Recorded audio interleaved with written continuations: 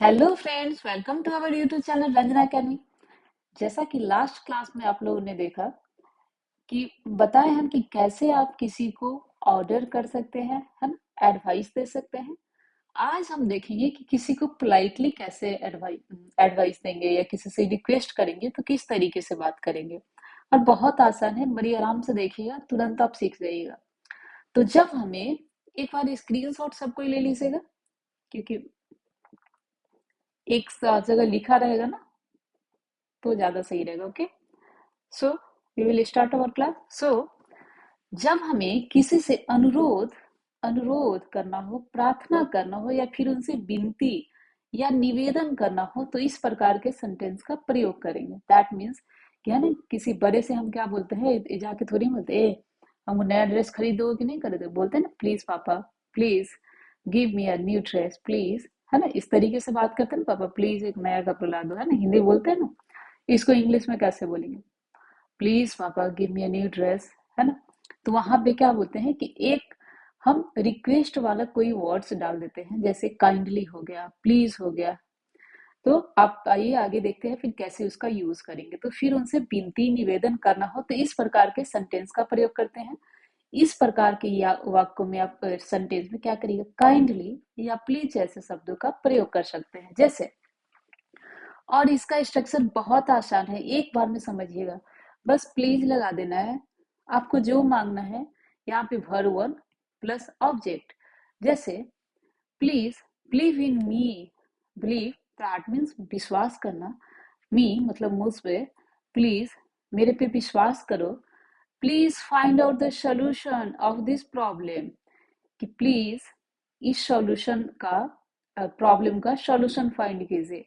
तो प्लीज लगा के आप कोई चीज आप बोल सकते हैं। प्लीज जैसे किसी से आपको मांगना है, एक गिलास पानी मांगना है, एक कप चाय मांगना है, वहां पे आप किसी को इस तरीके से बोलिए ए जाओ मेरे लिए चाय लेके आओ, नहीं देगा, छोटा रहे बड़ा नहीं देगा। लेकिन आप वहां पे बोल दीजिएगा ना कि please give me a cup of T, please bring give me a glass of water, please give me a glass of milk.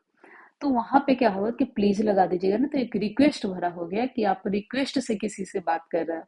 जैसा कि लास्ट क्लास में बताया कि एकेडमिक संस्था में जब भी आप जाइएगा, दैट मीन्स फॉर्मल का बात होगा, वहां पे आपको इस तरह का शब्द आपके टंग पे आना चाहिए एनी टाइम।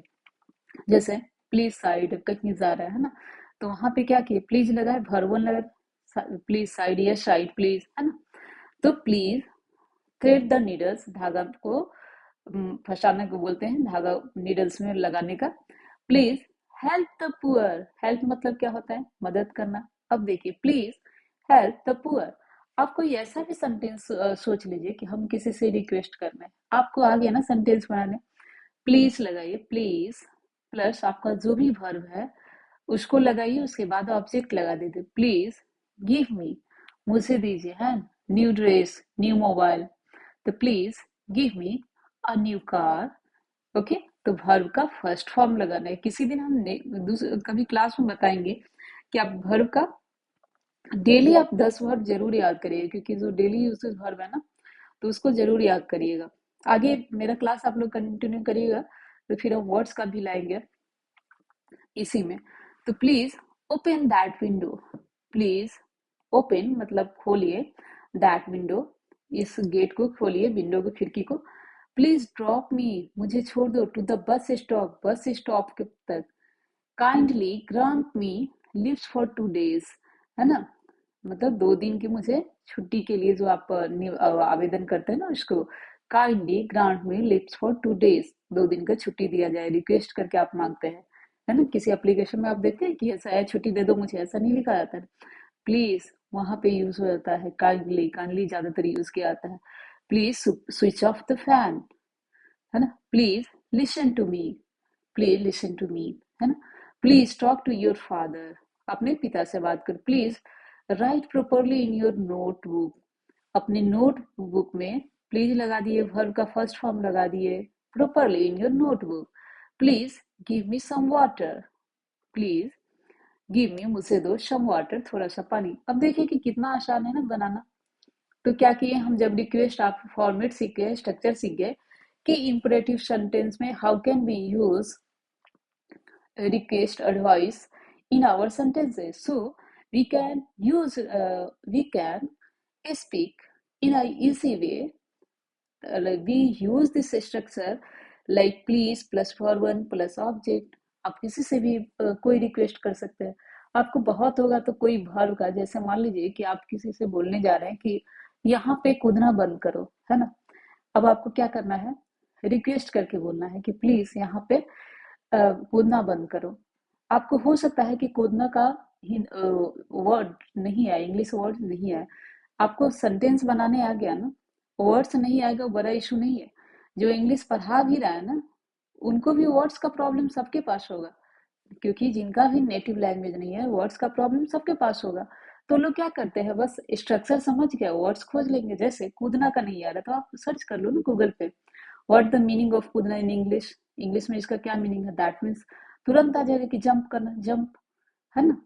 तो वहां पे हम दे लेंगे कि हमको सेंटेंस स्ट्रक्चर आ रहा है, प्लीज, है ना, please don't jump here. Okay, तो इस तरीके से आप देख लीजिए, किसी को रिक्वेस्ट करें किस चीज के लिए कर रहा है, तुरंत आप बना दीजिएगा please plus verb one plus object, जिस चीज के लिए, जिस काम के लिए आप रिक्वेस्ट कर रहे हैं. अब देखिए, जैसे स्विच ऑफ करने के लिए बोले तो please switch off the fan, है ना. Please listen to me, please मुझे सुनिए, कैसे बोलेंगे, लिसन टू मी. अब कितना आसान है देख लो. अब इसी में एक चीज आ जाएगा आपका कि दूसरा चीज है जो बस थोड़ा सा ही, आप उसको आज समझ ही लीजिए क्योंकि बहुत छोटा है. जैसे इसी में हम बोलते हैं ना कि ये तो सीधे हो गया कि प्लीज हेल्प मी, मेरी मदद कीजिए. अब है कि आप रिक्वेस्ट करके किसी को मना भी करते हैं ना, बोलते हैं जैसे कि हम एक काम नहीं करेंगे या आप ऐसा नहीं कीजिए. तो वहां पे स्ट्रक्चर में बस यही चीज रहेगा, थोड़ा सा चेंज हो जाएगा जो आपको हम नेक्स्ट पेज में दिखाते हैं. बस एक चीज चेंज होगा आपका, वो देखिएगा यहाँ पे. तो इसका स्ट्रक्चर क्या होगा कि आप जब मना करते हैं ना, जैसे लास्ट स्ट्रक्चर आप देखें ना कि डोंट प्लस वर्ब वन, बस उसी को ध्यान में रखना है, don't plus verb one. Please लगा देना है, please don't plus verb one plus object. बहुत सारा सेंटेंस आप देख लीजिए, प्लीज डोंट टॉक नॉनसेंस, फालतू का बकवास मत करो, है ना. तो प्लीज दैट मीन्स कि आप रिक्वेस्ट से बोल रहे हैं, प्लीज डोंट हर्ट एनीवन, कृपया किसी को हर्ट मत करे, किसी को तकलीफ नहीं पहुंचाए. उसको कैसे बोलेंगे, प्लीज के बाद क्या लगा देंगे, डोंट. उसके बाद जो वर्ब का फर्स्ट फॉर्म है हर्ट, मतलब किसी को तकलीफ पहुंचाना, एनीवन किसी को. Please don't worry about me, please मेरे बारे में चिंता नहीं करो. Please don't bother the poor, गरीब को मत परेशान करो. प्लीज डोंट हेजिटेट, है ना, हेजिटेट मतलब होता है हिचकिचाना. प्लीज कृपया मत हिचकिचाए. जैसे कोई आता है, आप कभी कोई बात करते रहते, बोलता है ना कि भाई हिचकिचाओ नहीं, बोल दो जो मन में है ना. तो प्लीज कैसे बोलेंगे कि कृपया जो मन में है आपको बता दीजिए, है ना. तो प्लीज डोंट हेजिटेट. अब है जैसे कोई स्मोक कर रहा है ना, सिगरेट पी रहा है, अब उसको मना करिएगा, आप पोलाइटली ही मना कर सकते हैं. अब आप बोलिएगा कहे यहाँ सिगरेट पी रहे हो, तुरंत गुस्सा हो जाएगा. तो उसको कैसे मना कीजिएगा, please don't smoke here, please लगा कृपया यहाँ स्मोक मत कीजिए. Please don't talk in the library, library में बात, कृपया लाइब्रेरी में बात नहीं करे. Please don't walk with me, मेरे साथ मत चले. Please don't operate mobile during the class. जैसे कोई टीचर है, वहां भी रिक्वेस्ट किया जाता है ना बच्चों के साथ, वैसे तो ये मोबाइल क्यों मत चला रहा है, इस तरीके से कोई भी नहीं बोलता है, क्योंकि आप एकेडमी संस्था में हो, टीचर हो या स्टूडेंट हो, आपको बोलना पोलाइटली है. तो कैसे यूज करेंगे, please don't operate mobile during the class. Please don't inter this room. अब किसी को मना करना है, कैसे बोलिए, रूम में मत आओ, हो सकता है उसको बुरा लग जाए. आप एक रिक्वेस्ट वाला डाल दीजिएगा, उसको बुरा नहीं लगेगा. तो please don't inter this room, इस रूम में मत आओ. विदाउट आवर परमिशन, बिना मेरे परमिशन के इस रूम में मत आओ. Please don't speak so loudly, है ना, कोई जैसे चिल्ला रहा है आपको, उसको क्या बोलिएगा, ए काहे हल्ला कर रहे हो, उसको थोड़ा सा पोलाइटली बोलिए तो शांत भी हो जाएगा, तो होगा भी नहीं. Please don't speak so loudly in this assembly, इस असेंबली में हल्ला मत करो. प्लीज डोंट बॉदर मी, मुझे परेशान मत करो. कोई परेशान करे इसको पोलाइटली बोलिए, please don't bother me. Please don't beat her, उसे मत मारो. Please don't keep the window open, कृपया दरवाजा जो है इसका खिड़की का मत खोले. Please don't wait for me, कृपया मेरे लिए इंतजार नहीं करे, है ना. तो यहाँ पे आप देख लीजिए कि स्ट्रक्चर आपका क्या आ गया, कि थोड़ा थोड़ा बस आपको यहाँ पे चेंज करना था। प्लीज लगा करके, डोंट लगा करके, और आप वर्ब का फर्स्ट फॉर्म लगा करके आप दुनिया में कोई भी चीज आप रिक्वेस्ट कर सकते हैं, रिक्वेस्ट करके मना कर सकते हैं, है ना। एक आप क्या सीखे, किसी को आदेश देना। फिर आदेश आपका दो तरीके से होगा, एक नकारात्मक हो जाए कि नहीं करना है, उस आदेश में देना है, जैसे go and run, don't run, दो तरीके में हुआ। उसी तरीके से प्लीज गो फ्रॉम हियर, यहाँ से जाओ, please please don't hurt anyone, तो यहाँ पे दो तरीके से हुआ कि एक में हम नहीं कर रहे हैं कि नहीं करो, don't smoke here, don't go there, वहां पे मत जाओ, तो दो दो रिक्वेस्ट का भी आ रहा है, तो दो तरीके से। तो आप यहाँ पे चार चीज सीखे जिसमें बस थोड़ा थोड़ा चेंज है। आप इस नोट्स के माध्यम से आप पूरा याद करके, याद नहीं करिएगा, बस दो बच्चे के साथ बैठ करके डिस्कशन कर लीजिएगा, आपका 100% क्लियर हो जाएगा।